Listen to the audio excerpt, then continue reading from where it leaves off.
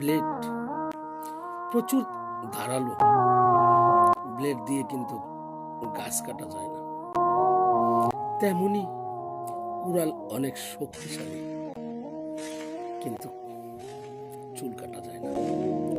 Blade দিয়ে যেমন গাছ কাটা যায় না, তেমন কুড়াল দিয়ে চুল কাটা যায় না।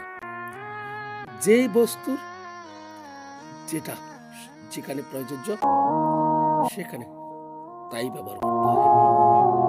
সেম জিনিস জীবনে আপনার যেখানে যে জায়গা আছে আপনার সেখানে লেগে থাকুন ধৈর্য সহকারে।